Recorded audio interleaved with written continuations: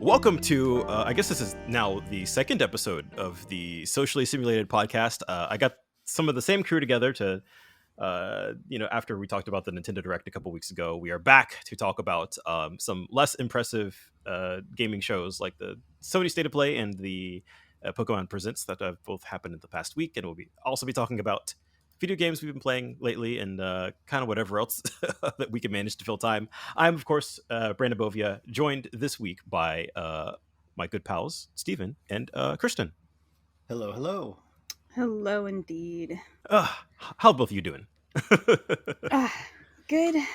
Lots of games, but it feels like very little at the same time. Yeah. It feels like we're kind of in the 2023 ramp up. I don't know. We're recording this on March 1st, so I feel like we're kind of getting into the swing of things as far as releases are concerned. I don't know. It feels like there's something kind of noteworthy coming out every few days. Yeah, it feels like so far we've seen a good amount from Nintendo and what they have planned, but the PlayStation didn't give us any new looks at games that are like super crazy exciting for the rest of the year. But we already know a few, like Final Fantasy 16 and 7 Remake Part 2 coming, so I guess that's all right. Yeah. And as far as We'll get there. first party Sony games, we don't know a whole lot. The State of Play was actually all third party stuff. Why don't we go ahead and start with that then? Sure. With the State of Play that happened, that was on when that was doesn't matter.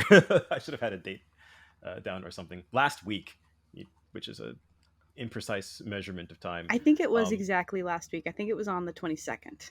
Yeah. So did y'all actually sit through this? I kind of had it on in the background while I was eating Taco Bell. I sat through most of it, and I talked about this in our group chat with some other folks. As soon as the Suicide Squad section came on, I turned it off and went to go pet my cat.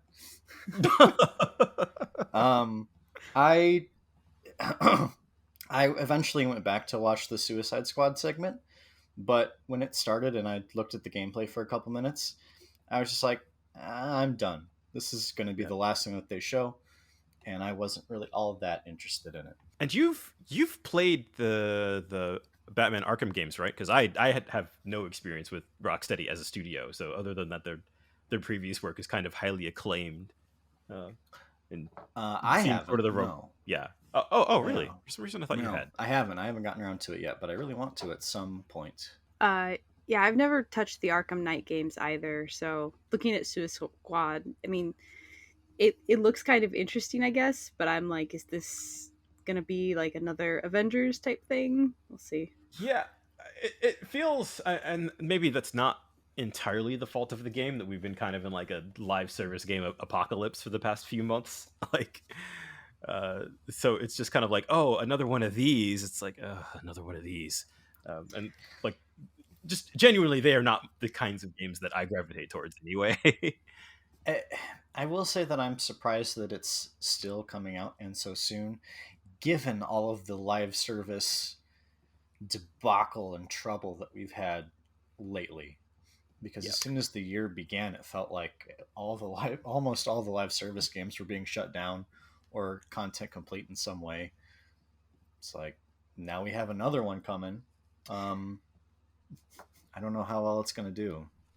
Yeah, and it kind of stinks because like watching the gameplay, it didn't look awful, but it's hard to tell from their ready to go footage and whatnot. But the flying around and the fighting seemed a little bit more interesting than a lot of other live service games we've seen. But yeah, I'll give it that. It's yet to be seen if it's actually as good as it looks, or if that's just Yeah, and even if it is as good as it looks, like it looks like it's bogged down in all of the typical live service crap. Yeah, like not even just the microtransactions, but all the just like, oh, you've got a extra loot for your gun, and it gives you like plus 2% damage or something. all that stuff, all that grind. I'm just over it. I've played a lot of the live service games, including Marvel's Avengers, and I'm going to try Destiny 2 again. I absolutely hate the whole elemental stuff. Like this weapon deals 5% fire damage. I'm like, okay, great. Like, it's all just numbers and blah. Yeah. And that's exactly what that UI portrayed to me when they were Yeah, showing the second like, I saw the character because they had builds. like the trailer and then like the developer breakdown after or something like that, I think, and just like Yeah. all I was looking at that UI and I was just like, none of this looks appealing to me. I This looks do like want to homework, man. I do want to give them a tiny bit of credit because it seems from what they were saying there's only 4 characters that I believe you can play as. Yeah, Um which is just nice compared to like Avengers where there was a crap ton of characters and it's like overwhelming, but they seem more focused and I think that'll make each character stand out a little more potentially. yeah. Oof. A problem that Avengers ran into was the campaign was rather short. Mm. So I hope that the campaign is more of a focus in this game. You can have like missions and instances on the side to get better gear, but I hope that the campaign does not last more than, I mean, I don't know how long it took me to beat the Marvel's Avengers campaign, but it was not long. I've heard it's about 10 hours. Yeah, it was probably a little bit less than that. Yeah. But yeah, I just want Wow. the story to be more of a focus in this game, And in Suicide Squad. I think, in spite of itself, the story could still manage to surprise folks. So one of those things that I just kind of wait and see. The temperature on this thing kind of feels really apprehensive. Yeah. Really kinda, Yeah, oh, all of the reactions or like thoughts before the state of play were relatively, anticipating, positive, and now that the stuff is out, a lot more skepticism, I think. yep, yep, rightfully so. And this thing, it's releasing next to like Zelda, isn't it? Like over in May. Yeah, May 26th. Okay, so a little after Oh, Zelda. yeah. Mm-hmm. Probably far enough out that it's probably not that bad, but mm. Anyway, I'm looking at the rundown here of all the state of play stuff. Weirdly, I think the thing that I was most excited about is Humanity from the developers of Tetris Effect. 100% Oh, feeling the same with on this. on 100%. that on that note, when does that demo expire? Because I did try the demo.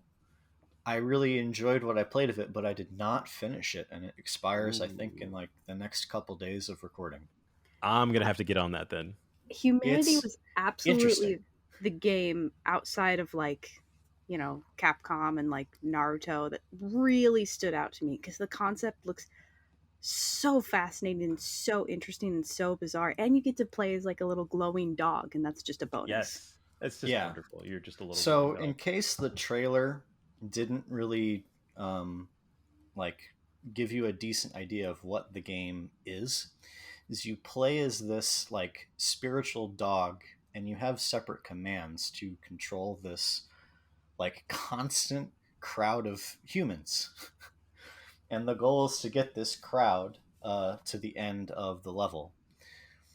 So like you can have like commands that make the crowd jump, turn, climb, etc., etc. Yeah, It's a very interesting type of puzzle game. yeah. I definitely. It looks a lot like Lemmings, just sort of in the basic concept. Mm-hmm. It really sold me the moment that they were like they gave these enemies essentially lightsabers, and it was like, oh, that's scary. But then they gave your humans lightsabers so they can fight, and I'm just like, you won me over. This Yep. is too good to be true. There's going to be a lot of really wacky interactions in this. Especially because there's level creator elements to it, Oh which God, right? people are going to Yeah, go there is a insane. yes, and actually there is a version of the level creator, I think, in the demo. Could be corrected in post, but I'm pretty sure I saw a level creator in the main menu. Hmm. Yeah, I can't wait to see the first person who makes something inappropriate out of it. But Oh, you know, day zero. Honestly, it's just every time any sort of community content creation, that's just ripe for the picking. Oh yeah.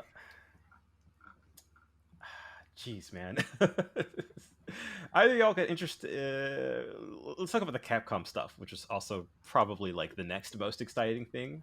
Um, I think just sort of in broad strokes, I don't really know that much about Resident Evil or Street Fighter, which are the things that they got showed, RE4 and some character reveals for Street Fighter 6. I don't know. That do anything for y'all? I'm most familiar with Resident Evil. This is kind of an unpopular opinion, but my two favorites are Resident Evil 5 and 6. Oh yes, I remember you mentioning that before. Yeah, I think 5 less so. 6 is the one that gets a lot of hate. Yeah. But I liked them because they were more action, less scary. Because I can't do super scary. Because I'm a baby. Resident Evil 4 is one that everyone has told me to play because it's kind of like a middle ground of action and horror. So Yeah. the remake has definitely caught my attention, especially because it has a demo coming at some point. I don't know if it's already Yes. out or if it's just still in the works. Yeah, they've just said like soon, basically. Yeah. Yeah. And since the presentation, it has not been announced when that demo is coming or what it is. Okay. Which is wild because the game comes out in like a month. Yeah. less It less comes than a out month. this month. Yeah. Yeah, It comes out on the 24th, which is insane. So I actually we'll see do that want demo to try. sooner or later. Yeah, I do very much want to try the demo and see if I'm a fan of it. If only because back when Resident Evil 2 demo came out, I played that at PAX. And it was a timed demo, so you had like, I don't know, 15 minutes to play it. I got through that demo sweating bullets. And Oh my god. after I got through the zombie segment, I just stood in the safe area until the time ended because I was like, I can't do anymore. I'm like frozen stiff with fear. I feel like the Resident Evil 2, just from like very outside looking in, the Resident Evil 2 remake is a lot more steeped in horror than what 4 is. Yeah, so. 4 looks like the main thing I know about RE4 is that it's just like really cheesy. Yeah, and at least from the trailer they showed, it looks like they're keeping a lot of that cheese. I need to know if they changed the script at all. I actually don't know if they have, or if we know. I don't think it's entirely 1-to-1. Which is okay because I feel like they'll expand on things. I just need to know because the only real important part I know about Resident Evil 4 is you can save a dog at the beginning, and I've heard talks that that's not in the game, and if that's the case, that's a little bit disappointing because that dog was always really cute and you have to like save him because he's precious. So I bet they just moved him. He's doing fine. I hope so. He was a good boy. They're all good boys. Weird. I weirdly popped off for this, even though I haven't actually played many of these. We got Naruto's Boruto Ultimate Ninja Storm Connections. That was just straight up announced. I don't think that was announced previously, so that was new that to the one, state of play. It looks like, is it just a compilation of I believe so. It's a compilation of I don't know how many games, but I also know that it does come with some new characters as well, which is a kind of nice incentive for people who have played already. But yeah, that was one that caught me by surprise because I wasn't expecting freaking Naruto to show up in the PlayStation showcase. I feel like, oh god, one of the last, like one of the previous state of plays, that's when they showed off like that JoJo fighting game remaster. Oh yeah, and I was just kind of like, what are you doing here? Yeah, I have a little experience with the Ninja Storm games. One of them was on Wii, and it had GameCube controller support, so I played a lot of just the generic like arena mode with my cousin. I remember enjoying it, but I don't really have any experience with the series outside of, I can't remember which Ninja Storm it was on Wii. But outside of the generic like arena mode, I don't have any experience at all. Yeah, I mean, we're definitely in an era where we're kind of in peak like anime arena fighter fatigue. Yes, like of anime arena fighters, I feel like Ninja Storm is probably the best ones. Yeah, it goes through the story, right? Kind of in Yeah, chronological order. yeah, pretty much. Because I've heard people say that it's kind of better than the anime in some well, regards. I would that imagine. that element always really interested me because I mean I've read all of Naruto. Um, I think at least the first half at least twice, second half once. But they kind of intrigued me, and I don't know if I'd be any good at the game because I'm kind of crap at fighting games. But it might be fun to play through the whole story, but actually getting to do the fights Yeah. yourself. Yeah, exactly. Yeah. I actually Mm, think I might pick this up on a sale. It'll yeah, definitely be on my list. I it's a good like, sale pickup. yeah, I like Vanilla Naruto. I watch when I was a lot younger. I watched all of Vanilla Naruto. I don't think I had a filler guide on me or not, but and then Oof. I tried Shippuden, and without a filler guide, I hopped off that very Well, day. hey, now you can go through the entire story filler free, just going through all the hits. I'd like to point out one of the things that showed up here. I think this is like the third or fourth time it's shown up in a video game showcase. Was Goodbye Volcano High, Yes. um, It which it's a weird game that kind of interests me, but I'm like, where have you been? What's going on with your development? Yeah. I believe this game was first shown off before the console even came out. Yeah, it was in like I the first or second like PS5 showcase. I Wasn't it in legitimately a thought this Nintendo one came too? out last year. Maybe. Um Huh. I thought this thing came out last year. Yeah. I thought this was out already, Yeah. but I was Well, surprised to see it again. It just intrigues me. This dinosaurs just preparing to die and living their life, and I'm like, this is f***ing weird.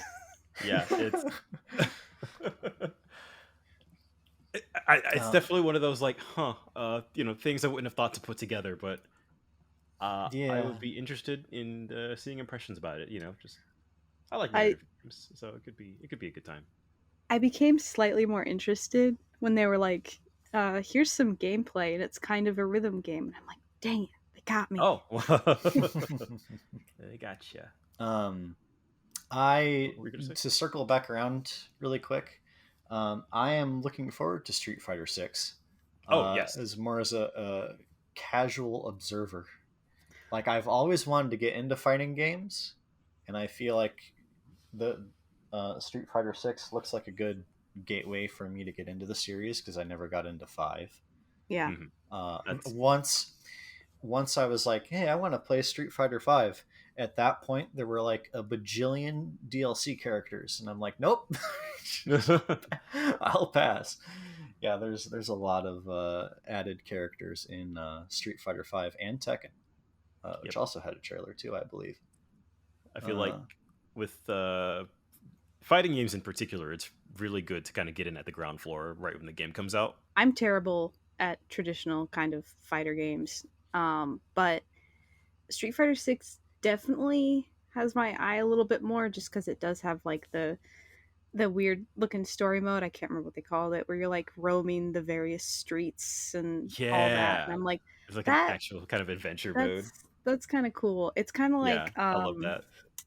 Grand Blue Fantasy Versus, which is a fighting game that I reviewed some time ago, but it has a whole single player campaign with like weapons you can get in like a Yeah, co-op mode and everything. And I was I've like, actually seen a little bit of that. yeah, but I'm like, this is what gets me into fighting games 100% of the time. Like if you have some story mode, especially that if I can play it with someone else, I'm there. That's great. Yeah, this single player stuff looks surprisingly meaty. Yeah. Well, I think it helps that they have just this iconic cast of characters that they can just like they all have their backstories. It's just kind of perfect setting that they can Yeah, do so much with them. yeah, I feel like a good single player offering in a fighting game has been really hard to nail. yeah. And I really hope that Street Fighter 6 has a very good offline single player content offering with that story mode. feel like that's about it for the state of play stuff, unless either of y'all wants to talk about. Oh, right. Well, there's Chia. Yeah, Which it's is sort of coming to that like, the PlayStation Plus catalog. yeah, kind of like Stray last year. Yeah, Yeah, I look forward to trying it out. Kind Yeah, of like with Stray. I don't really know what to make of it, but I'll play it for the cost of a subscription. the other two games that one I'm not sure of, but the other one I know is coming to the catalog, and that's the Uncharted Legacy Collection. Um, Oh yeah, yeah, that makes That sense. might be a which part of March's lineup. Yeah. it I think that was part of the catalog because I think I took note of them being in different parts, but also I think Ghostwire Tokyo is either PS Plus or in the catalog. But I've been kind of interested in trying that one out. Those are the only little other things I'm kind of mildly excited about coming out this month now. Yeah, I feel like that middle. Oh, geez, is it plus extra or whatever? I don't know. The middle tier PlayStation Plus, I think, is actually a really good value, and they're like they just added like Horizon Forbidden West, I think, last month. Yeah, I'm a sub to Extra, so I get. I've downloaded Yakuza 0. It is Oh, downloaded on my console, and I told wow. Kirsten about it You I know need that to play it. It's Play so it. good. It's so freaking It is good. on my console, but yeah, I've gotten a lot of value out of the Extra sub, Yep. for sure. Yep. Yeah, that's been me, but with Xbox Game Pass. Game Pass. Yeah. One other game I want to bring up from the state of play is Baldur's Gate 3. Oh, you have any yeah. interest in I that? don't think this game was originally, at least what Larian Studios has said to the public before when they're doing early access on Steam. I don't think there were console versions planned. But it is cool to know that this is coming to PS5 and maybe Xbox. Hmm. I think they said in a blog post or something along those lines where the Xbox version can't be announced right now because split screen multiplayer is a part of the core experience and Series S cannot handle that. Oof. At least right now. But I'm glad that it's getting a release on console. I will probably pick it up because I really enjoyed Divinity 2, or Original Sin 2, rather. I have some interest in it too because I played the first and second Dark Alliance games, which are on GameCube and PS2. I loved the heck out of them. I played them with my mom, I played them with my cousins. It was a fantastic like overhead co-op game. I'm not sure how Baldur's Gate 3 differs. Because there's so many Baldur's Gates games that it's like ridiculous, but it definitely has my interest, that's for sure. It seems like a really fun multiplayer kind of game. Yeah. Yeah. I haven't followed the development of the game, but I am not sure if it's anything like what Divinity Original Sin 2 was. But these aren't the same developers that worked on the other Baldur's Gate games. I think this is a completely separate group of people. And I could be completely wrong. But I just know that Larian is very good at what they do, and I look forward to seeing what Baldur's Gate 3 has to offer when it launches in August. Yeah. It's funny that we kind of skimmed over what they actually showed first in the state of play. Y'all got any interest in PSVR 2 stuff? No, it's I too expensive. don't. Yeah. If it wasn't so 550 expensive bones. and I could actually play it, I'd actually be really interested in a lot of this stuff. It looks fun, Yeah. but it costs $550 for the console in the US. Yeah. And I can't play most of the stuff that's on VR. But it looks most of the stuff looks really good. Yeah, It's just an expensive buy-in, I unfortunately. cannot remember which game it was that really caught my eye. I think it might have been Synapse. But there was one PSVR game that I was like, oh, that looks pretty interesting actually. But I just don't have the money to invest in it right now. Let alone I don't really have a good space to run around in VR. Well, that was definitely it's pretty whelming state of play, as most state of plays tend to be. There was one that was really good. There was one state of play that had like the Street Fighter 6 reveal it ended with the FF16 trailer. But other than that, they've been, yeah, I feel like all of the other ones have been fine at Yeah, best. they're fine. Mhm. And they told us ahead of time that like Suicide Squad would be like 15 minutes, but like you felt those 15 minutes, and I was watching it in the Yeah. background, and I was like, "They're still talking about this." The other thing that happened was, like we do most years, we got a Pokemon Presents for Pokemon Day. We sure did. Yep. And I'm thankful. I am these days kind of a maybe a little bit above lapsed Pokemon fan. I'm not quite lapsed, but I'm not quite like in full force. But Kirstin, you are all in on Pokemon, so Oh yeah. thank God that you're here I to help break down all the stuff that got announced here. meanwhile on the West Coast, waking up at 6 a.m. to watch Yeah. this not amazing presents. I mean, I'd say most of them are pretty mid for the most part to kind of iffy, but this one in particular, it was just like, oh boy, this was like 70, not even that, probably 90% mobile games. Yeah. Oh, and I feel like they tend to front load it with the mobile game stuff, which I'm fine with. Mhm. Because I'm mostly here for like, oh, what kind of like cool core console mainline games or like cool spin-offs could get announced, and they'll save that for the end, and that's fine. But yeah, I woke up, or I woke up a little bit before this and just decided to tune in, but I fell asleep like somewhere during the Pokemon Unite segment, I think. That's extremely valid. Which was That's not even about, halfway through. No. yeah, that was probably like Yeah. 7 minutes in. Yeah, I woke up. I texted Kirsten. It's like, well, what'd you think? And you were like, not great. I'm like, okay. Yeah. So I open up YouTube, and of course, a certain outlet or a couple outlets like to re-upload trailers. Yeah. So I watched the DLC trailer for Scarlet Violet, and I'm like, wow, this is a nothing burger. Like, Yeah. it was actually, a bunch of concept art for the most okay, that's what I was about to ask, is like, did they actually show anything other than the concept art? No. concept art and some random live action stuff. It was Cool. it was a combination of, they started with like live action at like a Japanese festival, which was cute, and they're like teasing the new Pokemon before they show them off and everything, which is fine. Like that was a nice way to do it, but we saw no gameplay whatsoever.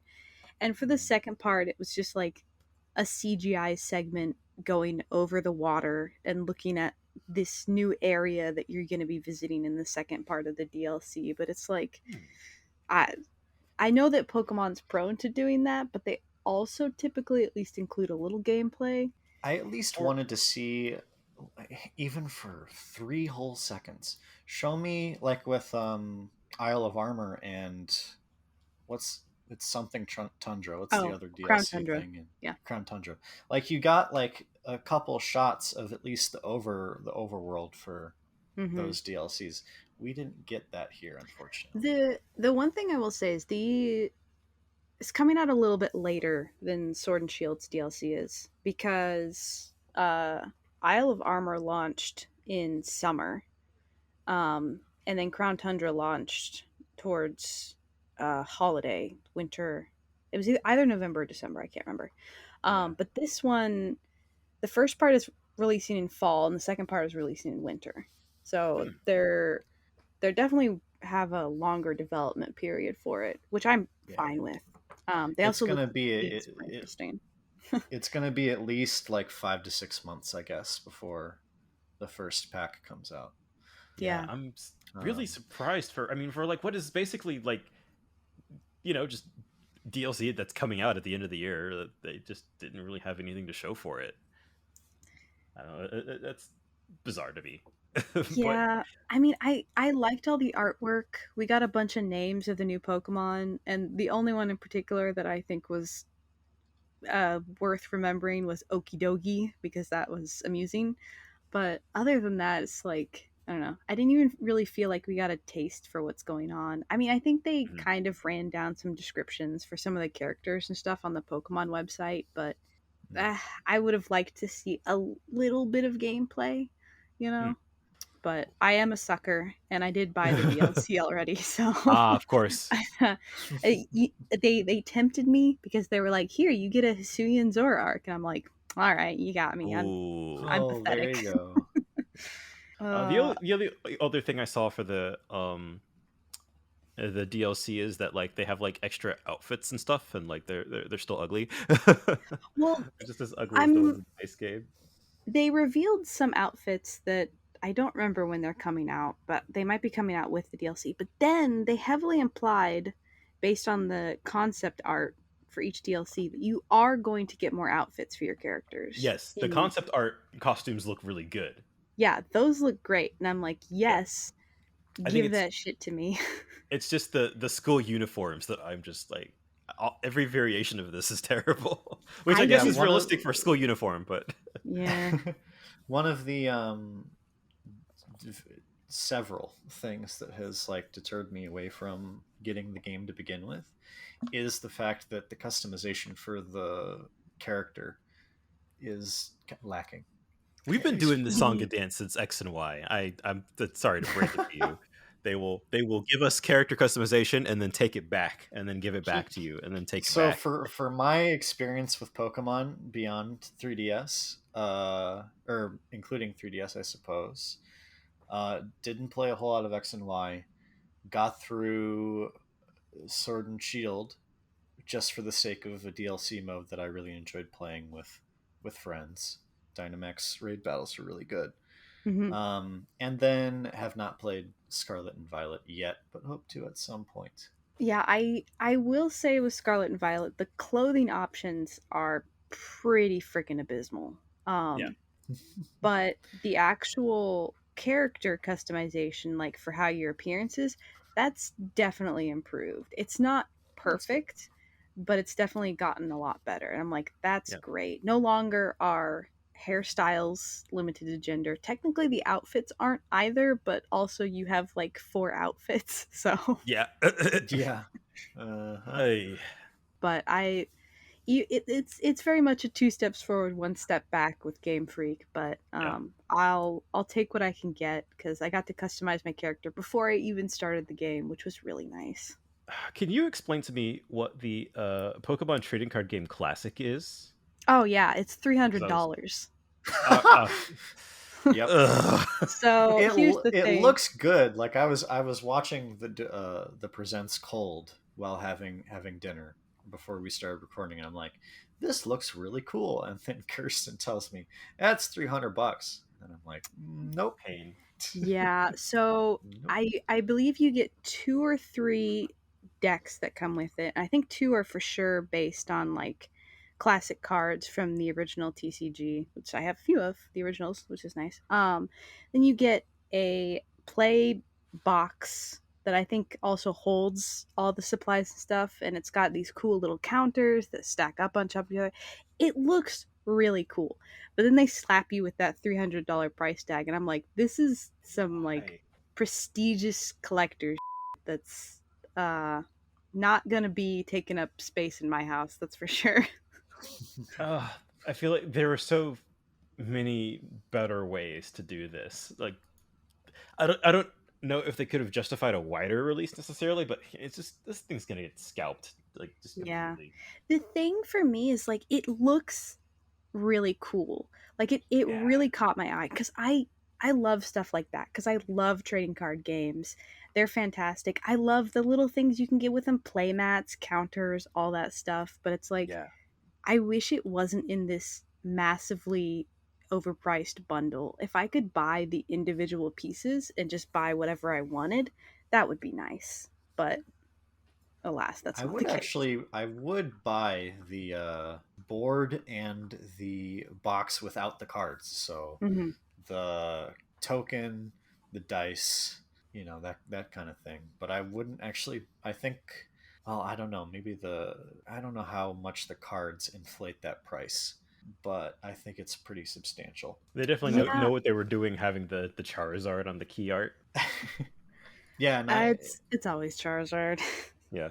Yeah, I work at a supermarket, and we still have the Charizard boxes. Even those are like super expensive. Those are like 120. Which is fascinating to me because those, if you go online to buy them, they've gone down in price because they printed so many of them. They just haven't even been able to, retain their retail value. Yeah, it's for some reason, and a customer did tell me this, but for some reason at my store we still sell it at 120 for whatever reason. But yeah, Pokemon cards expensive. I mean that box is like 10 packs plus like a whole bunch of extras like a playmat, some dice, a token, etc. They've done this every once in a while, but I hope that they're not going to keep up the sort of, I hate to use this terminology, but nostalgia baiting with Mhm. the reprints of old cards. Because, like, they had the Celebration set that had, like, a bunch of old cards, which was really cool. It was, like, nice. And Celebrations was relatively easy to get your hands on. But now they're doing this with another focus on classic cards sort of reprinted. And it's like, that's fine, but I kind of want to see some other stuff instead of just look, it's the cool original Charizard and Venusaur. And it's like, Wow. okay. Is it really even worth kind of breaking down some of this mobile stuff? Like they showed stuff for Pokemon Unite and Cafe Remix and Pokemon Master. Here's the thing about Unite, Cafe Yeah. Remix, and the Masters 3.5 year anniversary. I know for sure Unite and Remix, both of those were revealed before this. Oh Presents. no! What? Oh, were So they really? yeah. So What? the Cafe Remix stuff came out the night before, like it released, and people playing Cafe Remix had already gotten it. Zacian was already in Pokemon Unite, so it's like, okay, cool, thanks I for was, I was reminding gonna us. say, like, No, it wasn't new. I'm surprised that Pokemon has, like, I'm watching this and I'm like, wait, that Pokemon has not been in Unite already? Yeah. And now, The now that you tell me that, it makes a whole lot more sense. I can't remember if the Yeah. Masters stuff was new because I see the data mines all the time, so I already knew that it was coming. Um, but that I mean, it was kind of stuff to be expected for their 3.5 anniversary, so it was nothing crazy. Also, as I'm scrubbing through the presents again, I, when I was watching the start of the Cafe Remix trailer, I legit thought that we were getting like a Pokemon themed cookbook. Oh, Oh, you that poor would be really fool. cute though. Here's the thing. That's okay. So this is this is a weird fun fact.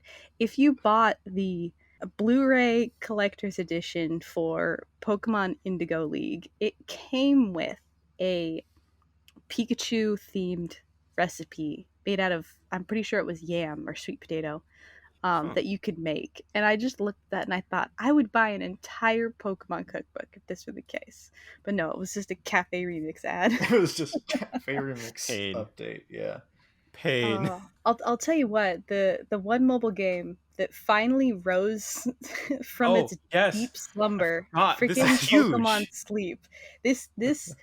This might have been bigger than the freaking DLC announcement because they're Yeah. like, Pokemon Sleep, it's real. Congratulations. You all It waited for like, actually exists, yeah. what has it been, 3 or 4 years since they first announced it? I can't even remember. I think it was the 2019 Pokemon Presents. Yeah, So, that's yeah, insane 4 that it's years. been that long. And We're it was the same one where they announced that Detective Pikachu was coming to Switch, I think. that's And still then that, MIA, yeah. yeah. Well, maybe it's soon now that Pokemon Sleep is back. Mm.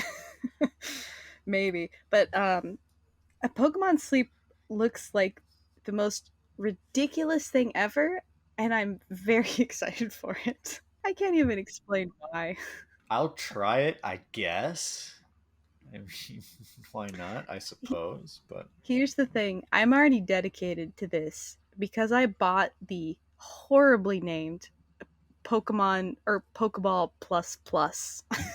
Oh, right, that thing. I put down my pre-order for it with the freaking Pikachu that I think they said that like there's a Pikachu that lives inside it. I think that was their phrasing. Hmm. that sings you lullabies as you go to sleep.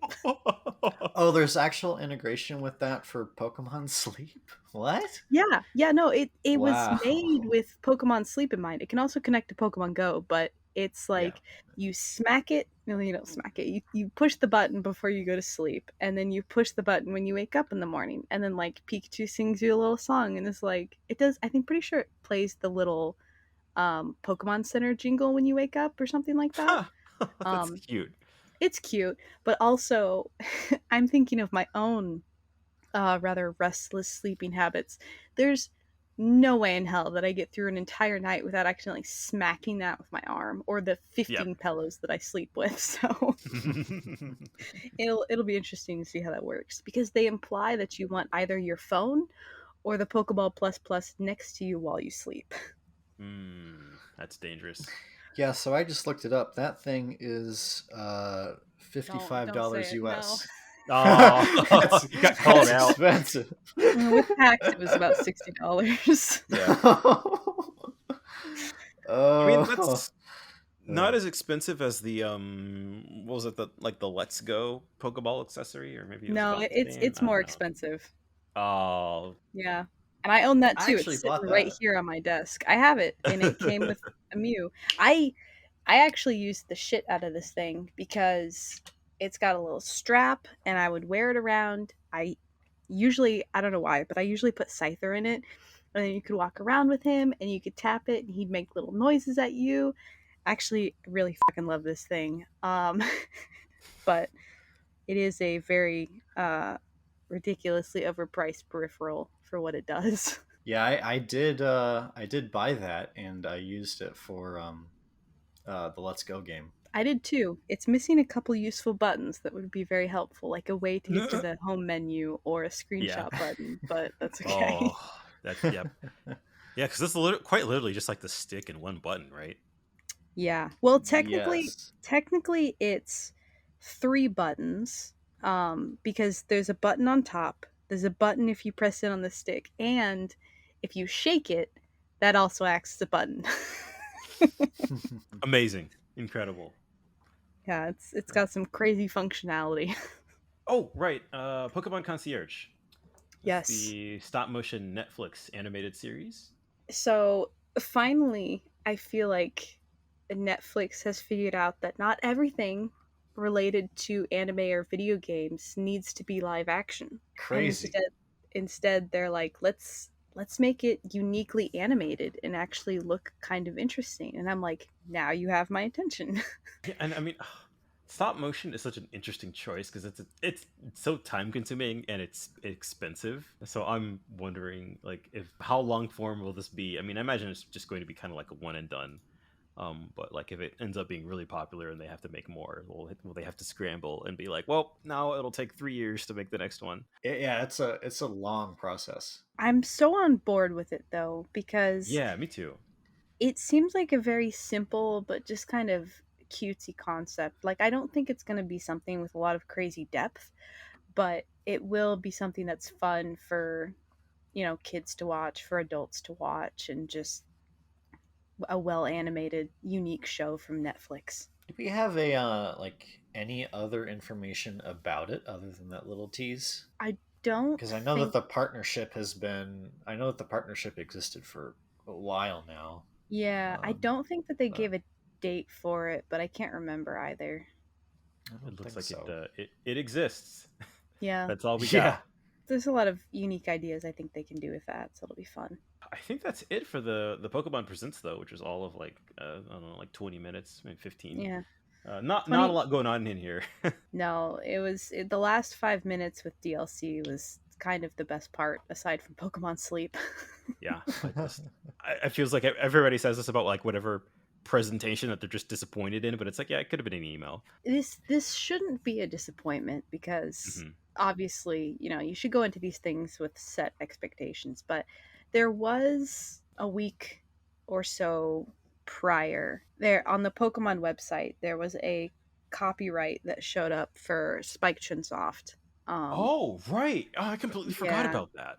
Yeah, everyone got really excited about it because obviously there was never a guarantee but Spike Chunsoft works on the Pokemon Mystery Dungeon games, and it's been 3 years, three or 2 years since the last one. So people were thinking this was it.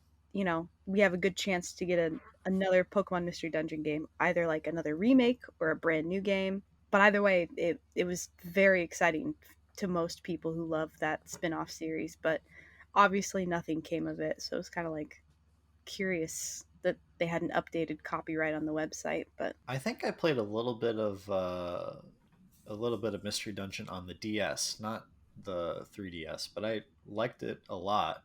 So I was really hoping that something would come out of that in this Presents, but nope. Guess we're gonna have to wait and see what that if that amounts to anything. yeah, you should play the remake on Switch though. It's really good. Ooh, I've heard it's really good.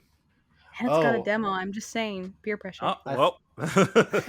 I thought You I got me. thought about this earlier today, and like one other thing that I was really hoping that they would talk about in this Presents was a way to play the Gen 1 and 2 Pokemon games on Switch Yeah, there were with rumblings NSO. about that. NSO. It was all because hopium, but well, I mean, after this Presents, guess I'm adding Pokemon Yellow and Crystal to my list of 3DS games to buy before that shop closes. Ah! You know, it kind Yeah. of makes me wonder now because they announced both Pokemon Stadium and Pokemon TCG yep. for NSO. So I'm kind of curious if they're just gonna drop the Pokemon games through like Nintendo announcing it just normally. Like, yep, here's Hmm. Pokemon now. Yeah. Yeah, because this was They could. this could have been the perfect time to do it, and that would actually generate a lot of positivity Yeah. from this Presents, but it was very missed opportunity, I feel. The crazy thing too is there's absolutely evidence that the games will probably come at some point because not to get into the territory of people doing naughty things with their switches, Oh, let's but get into it. people have put copies of Gen 1, Gen 2, Gen 3 on their Switch in NSO, and it works. Like, you can trade, you can battle. It functionally works the way it should with the coding that they have in NSO. um so it's the groundwork is all there for it to happen. We just need That them to is release very it. exciting. Yeah. Yeah.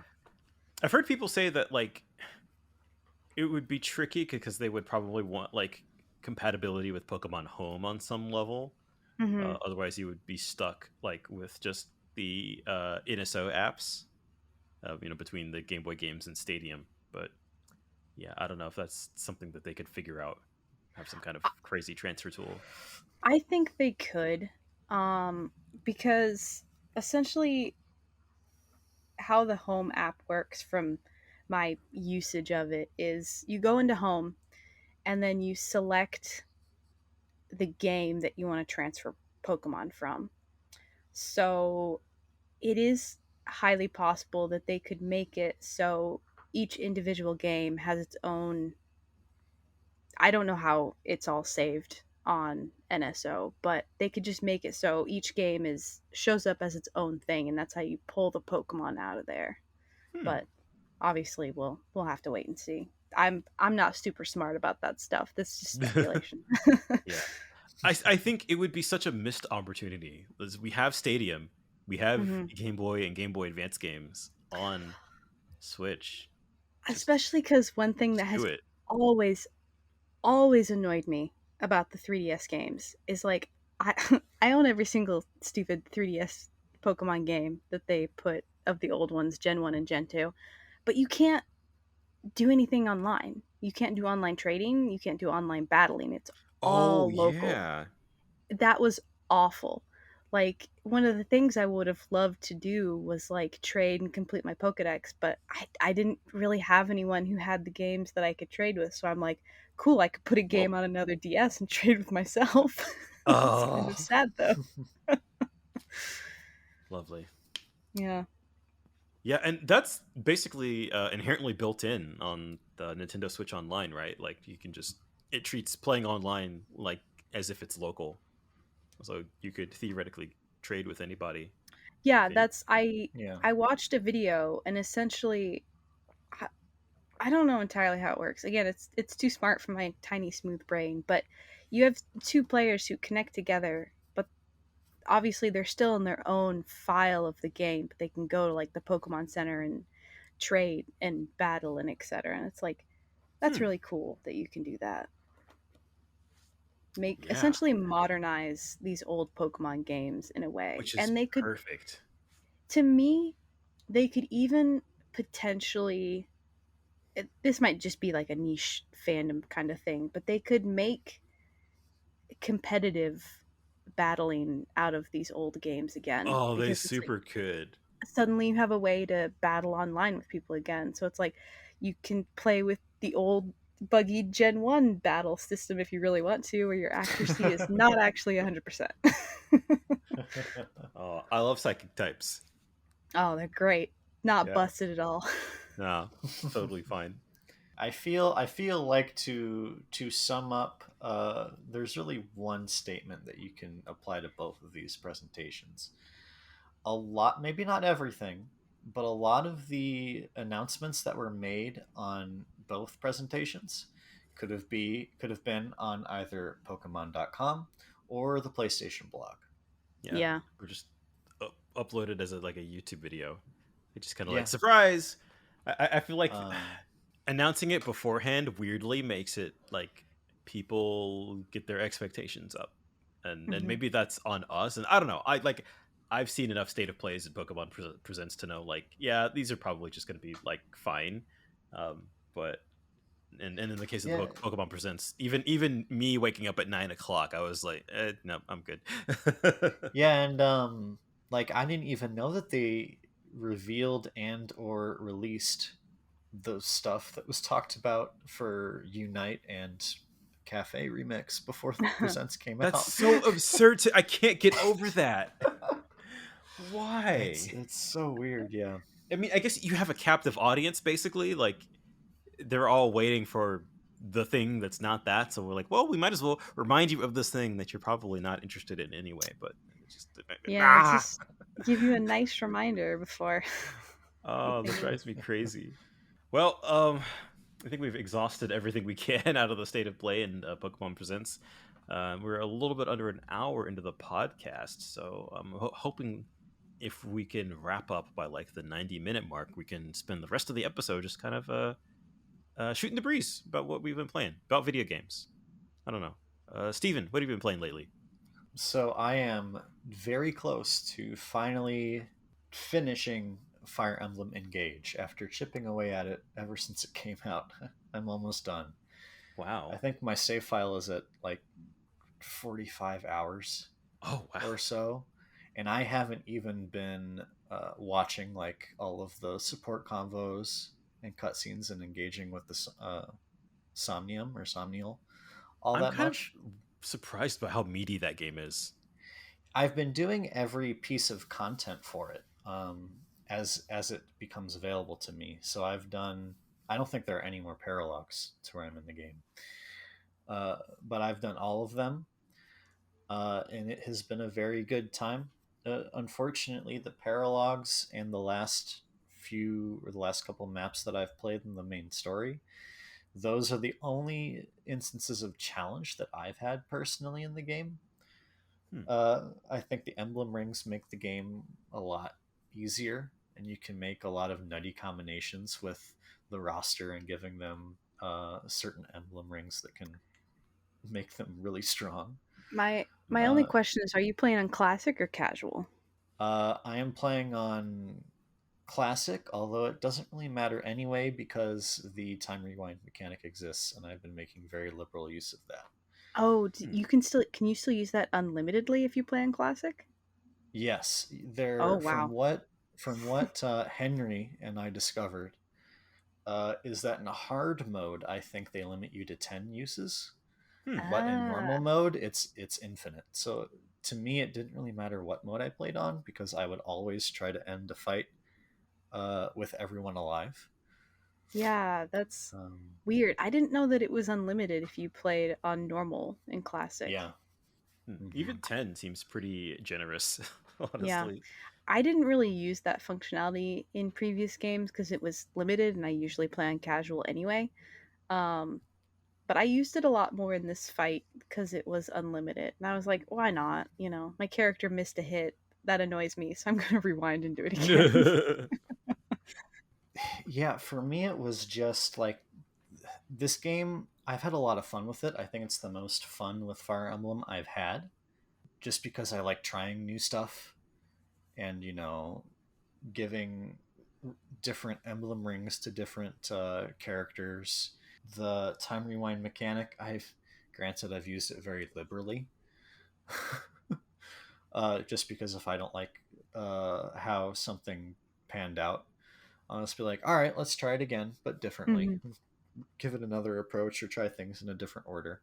It's a very snappy Fire Emblem experience, and it's also very customizable. Something that I really appreciate about the game. Yeah. I will praise the gameplay and the artwork and the music all day long. Oh, here we go. I do not like the story and characters, unfortunately. But I can agree with the story because it's very simple, bare bones Fire Emblem. Oh no, there's a big bad dragon, go stop it. But I will defend every single character in that game because they are stupid in the most lovable way, and I I'm with you. cannot get enough of them. a friend of ours sent a picture, and then Kirstin, you sent it to me a bit earlier. It's almost the entire cast, and they all have the same thought bubble that leads to, wow, these people are so weird. Think I'm the only normal person here. Implying that everybody thinks that they're the only normal person, which means nobody is normal. Yeah, I mean, and that's like so I've only played up to about like chapter 8 or 9 of Engage, but I love that most of the support conversations are like, hi, here's my weird gimmick, and then the person you're talking to is just like, what's wrong with you? I think so. I'll be honest, when I first started the game, I wasn't really feeling it because I kind of expected it to have a more serious tone, but it had kind of a comedic vibe to it that didn't quite click with me at first. And I think I lost complete control of everything when there's a mechanic in the game. You can go sleep in your bed upstairs and a random character will come and wake you up. I had one of them come wake me up, and in this segment, all he did was spit in my face. Wow. You just hear him They- like making these spitting noises as he tries to blow a gentle breeze on you, and I just fucking lost it. I was just like, okay, I give up. You got me. Okay, that was really fun. The voice actors and audio designers had way too much fun with that stupid thing that you can do, because the audio switches to like really good quality stereo audio, Yeah, and the voice actors Really? just have the best time. that element, that part of the game when you first visit it, it's like you should wear headphones to listen to this, and I'm like, that's a little bit threatening. Right. And you wear headphones and you're like, oh, okay, I get it. It's because they try to make it very intimate, but then you have a character spitting in your ears. It's like, okay, slow down. Some of them are very nice and innocent. Some of them are just downright weird. One of them monologues everything she's doing while she walks up to you. And then some of them just really freaking love watching you sleep, and it's like, that's creepy. Yeah, game good, and I'm glad that I'm finally gonna be done with it. Yeah, It has been a good time. I like the game a lot. It's definitely my favorite Fire Emblem game on Switch. What, you mean you don't like Shadow Dragon and the Blade of Light?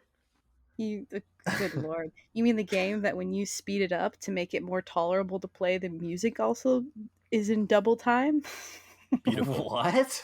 Oh. Yeah. Did you not know that? If you Classic No. NES hacking. came with this great quality of life feature where you can speed up the combat because it's very slow for like an NES game. That makes sense, but it's like pick up the pace. The music speeds up and it's just horrible to listen to.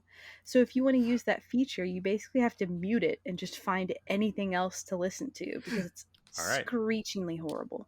Fire Emblem One is a podcast game. Or just, listen to a mix of other Fire Emblem music, because I think I really like most of the soundtracks Yeah. in a lot of Fire Emblem games. Like, the music has always been a good highlight. So just play a different soundtrack instead. Yeah, I'm definitely trying to make Engage kind of like the sort of the main Switch game I'm playing right now. Though it's all, there's a lot coming out, so it's kind of hard to focus on any one thing. That's my bad habit. But I would like to say that I've actually finished a Fire Emblem game, so we'll see if I make it to the end of Engage. It's difficult sometimes. It's not a terribly long game. I think I finished it at 46 hours or something. But I did a lot of grinding and stuff. But Yeah, if you just follow the golden path, it's not that long at all. yeah. I mean, and considering I looked up how many chapters are in the game, and I'm a little less than halfway. So Yeah. that's pretty reasonable. Yeah, I've been doing the training maps as they come up. I've been doing all the paralogs. Like I said, I haven't been watching everything, but I have two story maps left, and no more paralogs, and I'm at 45 hours right now.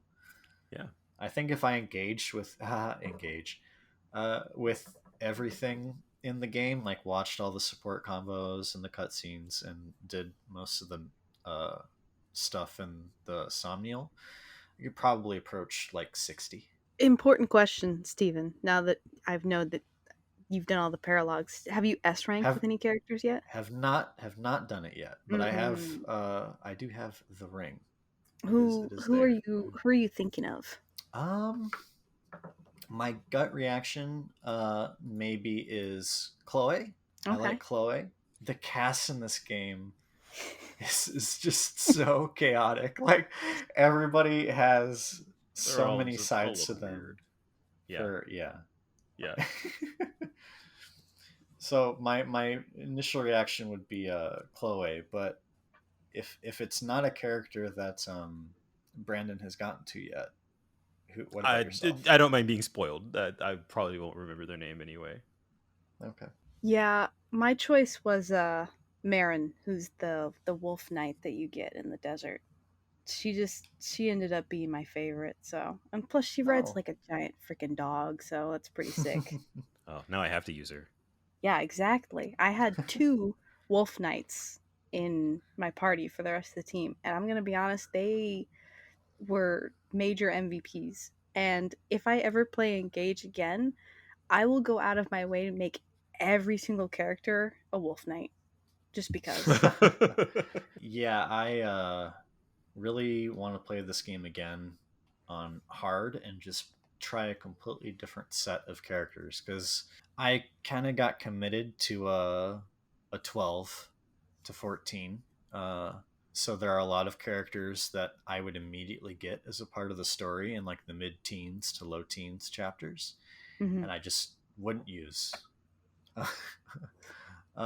So I do plan on changing that when I do replay the game, and I might when the DLC is finished coming out. Kirstin, you been playing anything?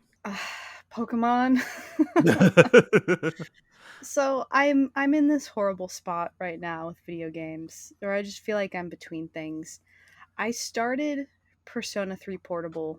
I know that the story gets better as it goes along, but it's a very, very slow burn, and it's just a lot of reading, and just I don't feel super into the characters yet, but that's very early. So I just felt like I needed a break from the half visual novel aspect of the game. So after the Pokemon Presents, I jumped back into Pokemon Violet again, and I've been farming for bug shinies, which I got one today. I got my Vivian, which is exciting for me and me alone. But I've also my obsession with bugs. But I've been trying to get all the Vivian forms in general, because this was something that wasn't major to the Presents, but they announced that they're connecting Scarlet and Violet with Go, so you can send your postcards that you get from other people in that game to Scarlet or Violet in order to get different forms of Vivian, Oh, which that's is really handy. nice. Yeah. Because they were always kind of difficult to get before, because it was like, if you don't live in a place that has it, oh well. And trading was always a pain. I never had the Vivian anyone wanted. The Vivian that's native to where I live is the Highlands, the High Plains. That's what it is, not Highlands, High Plains, which to me just looks like a butterfly with a hamburger for wings. Shockingly, no one wanted the hamburger butterfly.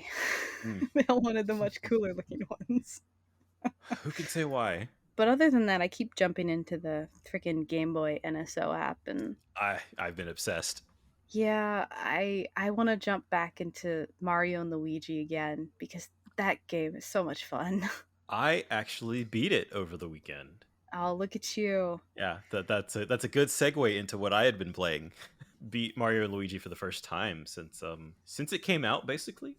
Nice. And I had in the various like re-releases, like I dabbled with it when it got on Wii U. Like I played like the first couple hours or whatever. But this was my first time playing it from start to finish since it came out. Just it holds up remarkably well. Yeah. Sad little fact, I've never beaten it. The final boss is absurd. I've also started it multiple times, but I also haven't beaten it. But I do want to go back and Yeah. play it, though. No shame on not beating that game because The only other Mario and Luigi game that I've played and I've also beaten it is Bowser's Inside Story, and I had a great time with that one. So I do want to go play that at some point as well. most people I talk to seem to think Superstar Saga and Bowser's Inside Story are the best ones. Yeah. But I've actually only played Superstar Saga and maybe like most of Partners in Time, which is fine. I have heard good things about Dream Team, which is the Yeah. 3DS one. Yeah. But I completely skipped over that one because I never owned any of the games when I was younger, which is a big reason why I never finished them because I just borrowed Yeah. them and didn't get very far. I do very much want to finish Superstar Saga. It's so wholesome, and the sprite work is amazing. It's so good. I looking at it like up close on like the beautiful Switch OLED screen. I'm just like this. Yeah. It holds up just immaculately, and all like That the would actually be animation's a great- fantastic. Yeah, that would actually be a great game to play on the OLED. Now that I think about GBA it, games Like in most of the general, GBA games. that Yeah. GBA games look fantastic on an OLED screen. It's honestly, it feels like this is the way it was meant to be. Yeah, I also want to play more Wario Land 3. Ooh, that's 'Cause- soon on my list. It's a weird game. I played a little bit of it on 3DS Virtual Console too. And it has like, I'm pretty sure it has like a day-night cycle where different things happen Wait, depending on the what, time of really? day. And yeah, I've heard it described as not exactly Metroidvania, but a lot more open. And it's considered like one of the best Wario Land games, which the only Wario Land game I've beaten is 2. So, I don't know. I really enjoy the Wario Land gameplay, so I'm all for it. I've not played any of the Wario Land games, and it feels like 3 is on NSO, but like my dumb brain's like, no, you got to play 1 and 2 first, which That's fair. are on 3DS, which I think I have bought before that goes kaput. On that note, I don't know why it was the first game that I jumped to when I launched the app, but I did play a quick session of WarioWare, and I had a very good time with that. Oh yeah, I mean, it's hard to go wrong. Yeah, you can't beat the micro games. They're just fantastic. I feel like I want to go and roll credits on it just to say it's another video game I've beaten in 2023. I mean, I technically don't think I've actually ever rolled credits on the original WarioWare, but I've played all of those micro games like a billion times. Was the GameCube one the original one? The GBA one was the original one, and the GameCube one uses all of the same micro games. Gotcha. Yeah, because the GameCube one was the first one I had, so that's why it's so familiar. Some of them are part of the hard or difficulty of WarioWare is figuring out the perspective of each of the games. Some of the perspectives that they like frame some of the stuff really trips me up sometimes. But it's been a very good time. I played a couple rounds of it. It's been fun, but I do want to wrap it up as well. Yeah. And it's not going to take like more than an hour in total Yeah. to do them all. But I know you started this, Kirstin, but did you ever go back to beat the Super Mario Advance 4 on NSO? No. I had to stop and think about it. I was like, what Mario is that again? Oh, Mario 3. GBA Mario 3. No, I Super Mario haven't. Advance 4. That's because I had to play a couple other games for review, so Yeah. it kind of stopped me from going back. And then my obsessive Pokemon brain kicked in again. So it's a problem when there's so many. I have no excuse. I can just beat Mario Land 3 in like 20 minutes if I use the flutes. Like I Oh, can yeah. do that. the what? Mario 3 has like secret warp flutes that you can find that basically just like let you skip worlds. Yeah, Oh, you can okay. find 2 in the first world that immediately take you to the end of the game. So Yep. Oh, Yeah. well, there you go. I suppose. I guess in my uncultured Mario brain, it's akin to like the warp pipes, yeah, I guess, Yeah. in Mario 1. Yeah, pretty Okay. much. I actually, for my, because I actually also, beat Mario 3, but I made a point to not use the warp flutes, and I just straight up played through every level in the game, since I hadn't. I also don't think I had done that since release. I think I would do that if it weren't for the fact that I just played through the All Stars version just Oh like yeah, a couple months ago. yeah, you're fine. No need. I wanted to just get to the end to play the e-reader levels because I've never played any of those before. Oh, do you actually have to So beat the game for that? I thought you did, but I'm not I didn't sure. check until I beat the game, so I don't Oh. know. Yeah, I I thought that dabbled was around with a the e-reader levels too. I thought that was a prerequisite that like if you, after you beat the game, you can go to the e-reader levels or Yeah. something. Are you aware about what this is, Steven? I mean, I opened it up. I think you actually can play the Okay. e-reader levels from the main menu. Hmm. Because well, I noticed that there was like a second option. I played the first few levels of the main game though. Yeah. Just because I haven't played it before. The e-reader levels are like it's like a proto Mario Maker in a weird way. Yeah. Or it feels like they're just kind of like throwing together assets to make new level concepts. I'll tell you what Okay. though, if you've never finished Mario 3 before, it's a good ass Mario game. It's Um, pretty good. yeah, it's I got should some commit to it. really fun level design, and they really love trapping you in pits. With Oh, blocks good. above you that you. Oh, lovely. There's a lot of levels in that game that I get to, and I'm like, oh, I remember how this level likes to screw me over. Yeah, Fun. there's some weird nonsense in there. Like it's all like kind of short enough that it doesn't irk me. But I Mhm. definitely Yeah. like some levels like you just kind of run through in like 15 seconds, and you're like, oh, that was it. And you're like, all Yeah. right, yeah, this was an NES game, that's for sure. I feel like level design wise, it's one of the better ones from the early Mario games, but Yeah. I think I end up preferring Super Mario World just Yes. because Yes. it Thank you. it feels more consistent throughout, even Yeah. though I think Mario World 3 also has more interesting power-ups. Yeah. But I think I land on like Mario 3 kind of has better variety, but Mario World has better focus. yeah. And plus Mario World has Yoshi, so Yes. you Yeah, know. that's also very important. Mhm. Instant plus. Exactly. Yeah. Well, I'm not gonna blame them because I know Miyamoto had really wanted to put Yoshi in like the first Mario game. I'm pretty sure, but he didn't make the cut because it was too much for that little NES game. Have we exhausted all of our topics? I can mention the fact that I've been painfully making my way through Tales of Symphonia. Oh, you know what? Yeah. You know what? Let's talk about this. Let's hear about Oh it. God, I hadn't played this, Let's I but go. yeah, let's do this. Symphonia is it's one of my favorite games. It's the reason that I love JRPGs. Period. because for years I thought I hated them. And then I picked it up from Blockbuster for GameCube, saw that it was 2 discs, it was like, wow, that's crazy. I played it for probably 2 or 3 days and then did everything in my power to earn my mom buying it for me. Wow. And now we have a remastered port that's really sad on Switch. I've heard the PS4 version is better, but when I first started playing it, which was technically for review,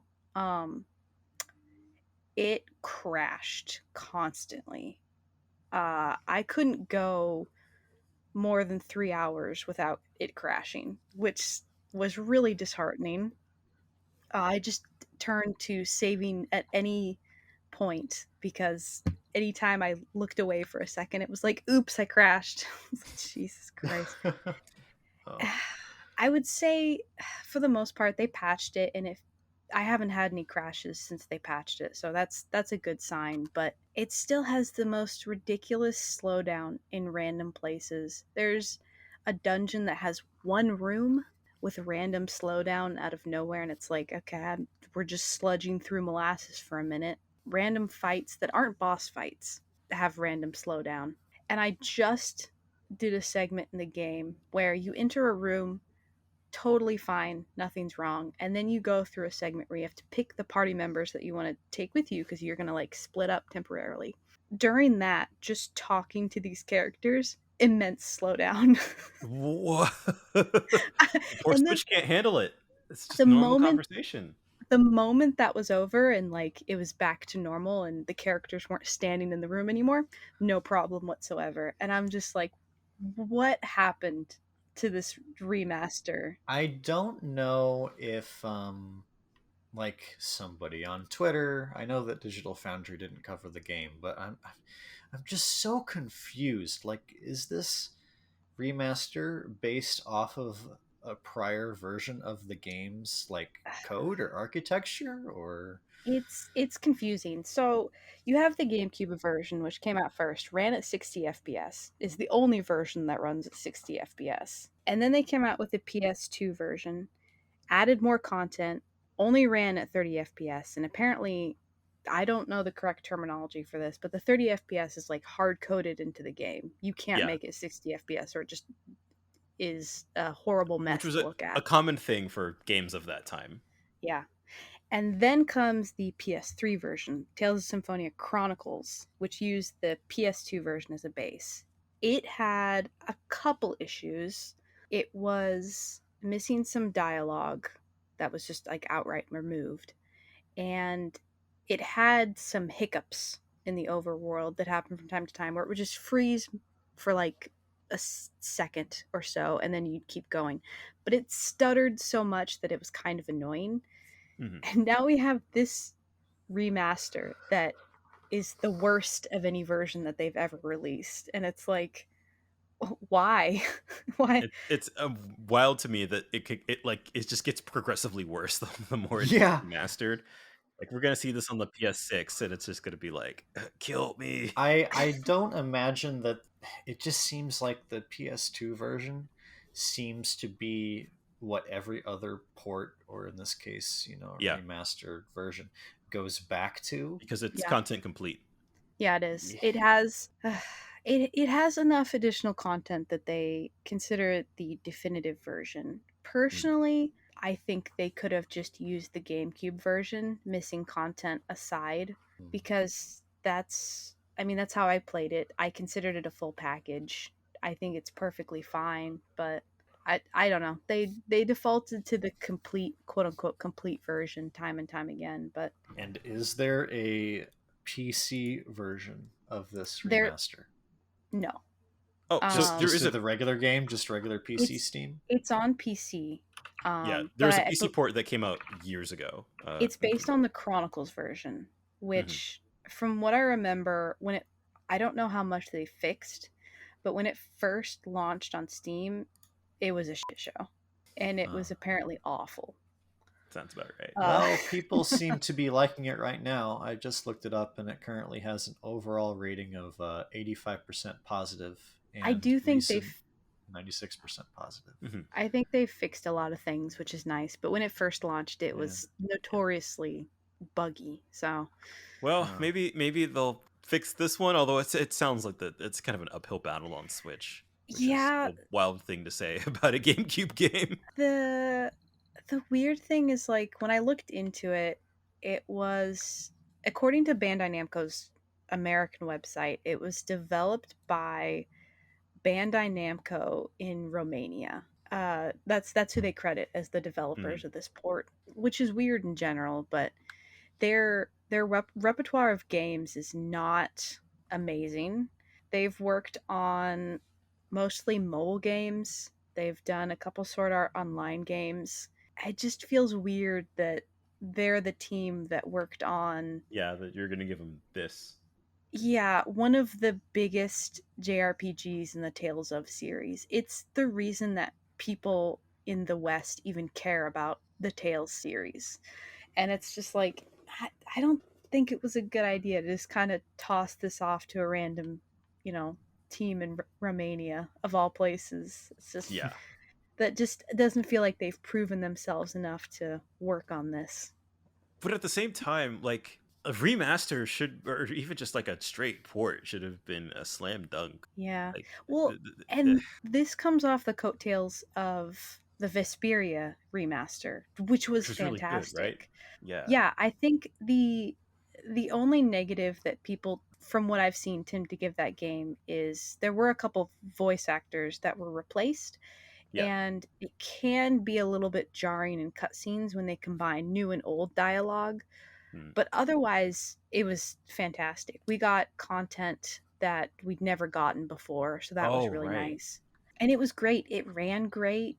As far as I'm aware, I didn't really hear of people having any major issues. So it's like, how do you go from this that worked great and was a newer game than Symphonia to the hot mess that just came out, Yeah. I just think that this project from the get-go was too hamstrung with the PlayStation 2 and 3 versions. Certainly didn't help. It sounds like unfortunate. The spaghetti code, which, again, just it's kind of like my personal bar for remasters. It's just like, if I can get a better experience just like booting it up on Dolphin, then or playing it on PC, like playing that official version of the game. Yeah. Right. Yeah, exactly.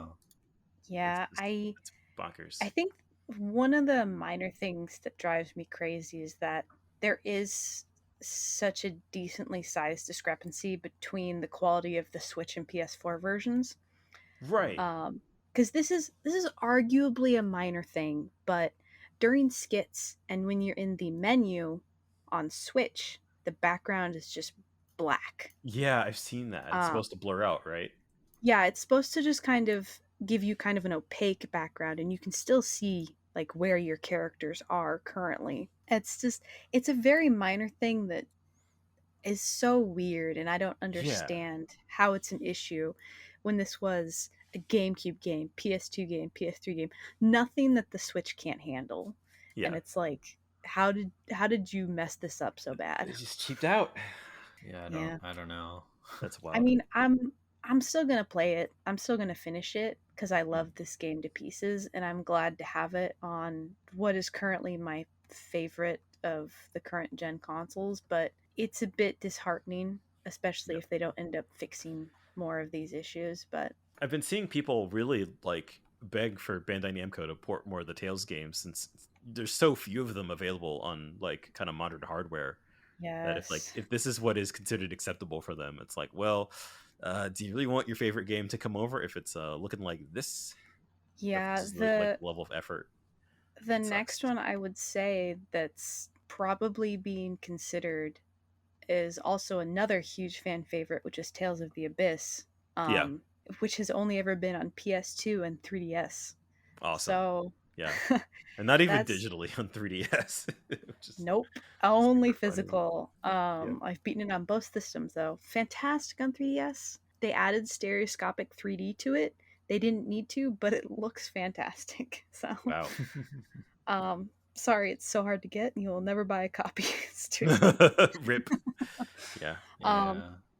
But yeah, that's Vesperia, Symphonia, and Abyss are kind of like sort of considered the holy trilogy of the older games. Yeah. So it feels like it's next in line to get a port, but it's like, please don't fuck it up, Yeah. because you put this game on 3DS and it was fantastic. If you can't put this on next gen consoles without having to sacrifice something, I worry a lot about what's going on at Bandai Namco. Yeah, if you have a hard time porting to the newer consoles, even Series S, a game of that era, there's problems. Yeah. Yeah. I don't know if they ever decide to port more of those games over. I hope it will be in better shape. I bet the Series S could emulate Symphonia, It probably could. which is bad. Don't tempt me. There is one more game I did want to talk about. Oh, yeah. Real quick, since we're kind of running up on time here. Yeah. Another game that Kirstin and I have been playing together for the most part has been Wild Hearts. Ah, yes. And it's been a good time. It definitely scratches the Monster Hunter itch while we wait for the next mainline home console Monster Hunter game.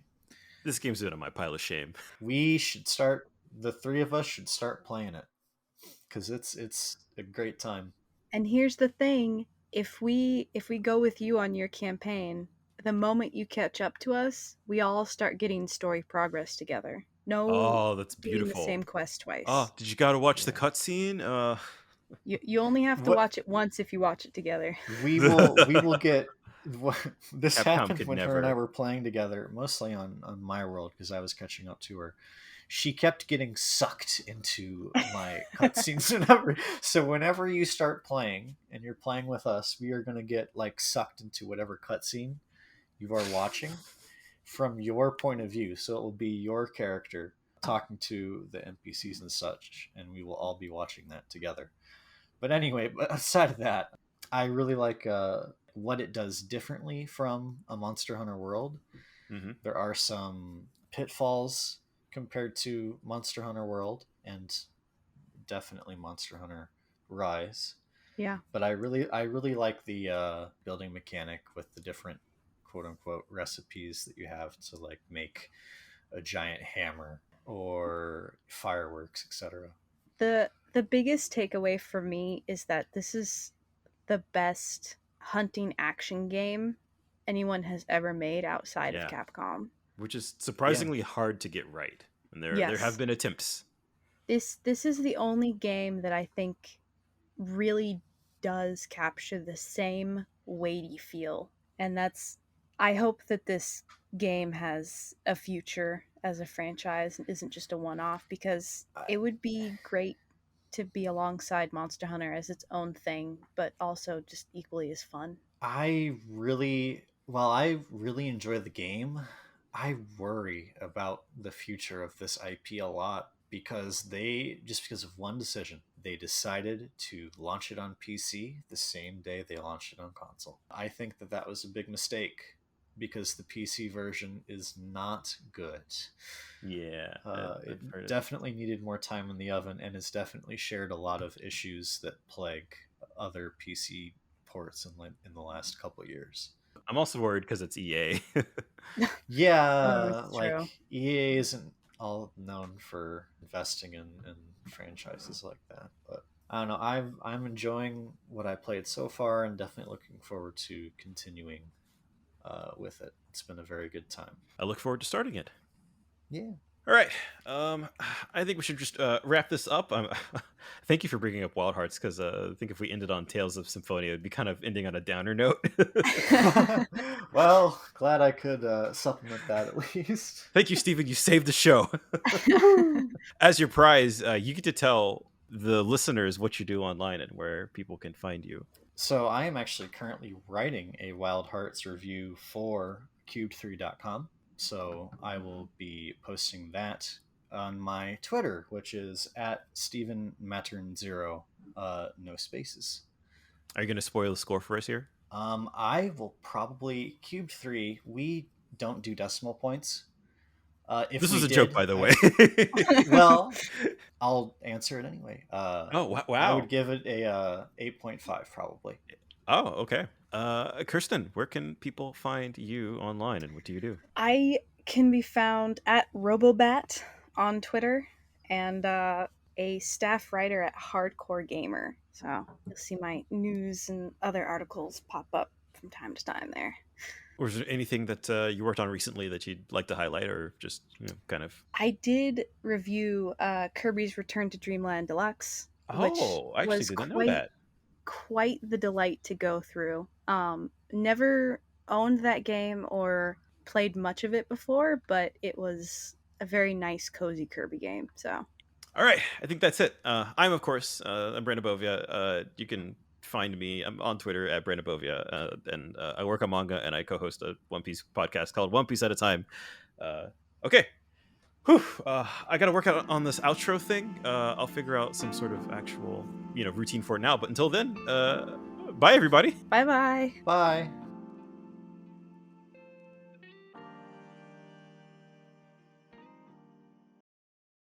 Pee pee poo poo.